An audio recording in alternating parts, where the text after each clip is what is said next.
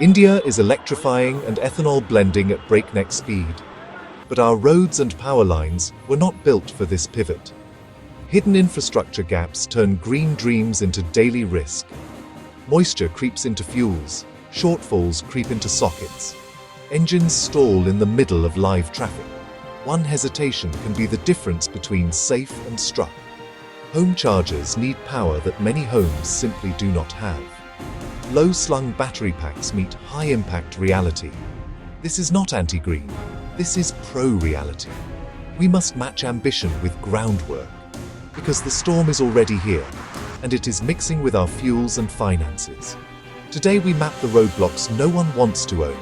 From E20 to EVs, the weak links are local and lethal. First, ethanol meets monsoon. E20 is 80% petrol, 20% ethanol. Ethanol is hydrophilic. It loves water. In humid monsoon conditions, moisture sneaks into tanks. Enough water and ethanol separates. Phase separation.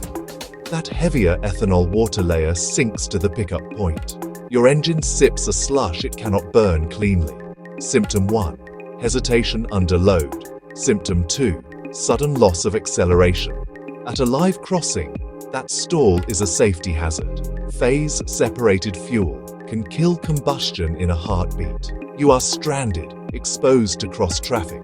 Workshops are already finding split layers in drains. Keep caps sealed, check gaskets, avoid decanted roadside fuel. Buy from high-turnover stations to reduce stale stock. Ask service to test for water if you feel hesitation. A misfire and fuel trim spike after rain is a red flag. If it coughs mid-crossing, do not gamble. Signal and clear. Survival first, diagnosis later. The equation is simple. The consequences are not. Next, the home charging money trap. Most flats run single-phase with limited sanctioned load.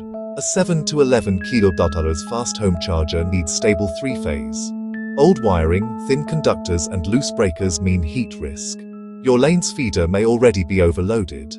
Upgrades start with cabling. Copper is expensive. Expect tens of thousands of rupees just in wire. Then permissions, load sanction revisions, society approvals.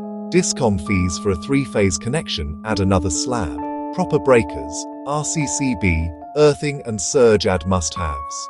Civil work, trunking and labor push totals further. All in, many face RS1 2.5 lakh before the charger itself.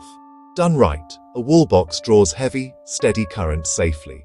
But it needs balanced RYB phases and clean earthing.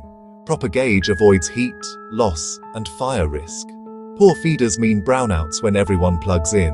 The hidden cost can erase fuel savings for years. And theft, fire, or rule breaches void insurance and warranties. Public DC is growing, but home is where convenience lives. Next, the crater that kills batteries and budgets. EV packs sit low, spread wide, protected by thin shields. A pothole or breaker overloads the underfloor in milliseconds. A single scrape can pierce coolant lines or crush cells. Dents compromise sealing, insulation, and thermal control. Leak equals shutdown, tow, and a big parts bill. A replacement pack can mean RAW 515 lakh, model depending. Impact plus water ingress. Many claims become total loss. Lithium and muddy water are a terrible partnership. Shops isolate packs to avoid thermal events. Specs matter. 150-170 mm clearance meets 220 mm breakers. Scan early, brake early, cross diagonally when safe. Right tire pressure cushions impacts and saves rims. Consider reinforced shields approved by the OEM. Use crowd data to dodge chronic craters. Repairs lag seasons. Plan routes like fuel stops. Choose ground clearance that matches your postcode. After any strike, check alignment and underbody fast, because the next breaker could be underwater. Now, the question we all must answer. Together, India must decarbonize. That is non-negotiable, but transitions fail when infrastructure lags. Moisture, wiring and roads are not headlines. They are hazards. Safety is the first metric of any technology. Get your home right before you get your charger fast. Get your fuel right before you enter a live crossing. Get our roads right and EVs will thrive by default. So, are we moving too fast? Or is this just growing pain? Is India transitioning too fast? Or are these just growing pains? Share your EV or E20 experiences below. Comment, like, and subscribe for evidence over hype. Your stories make the data visible. This is India's green road. Let us engineer it, not just announce it.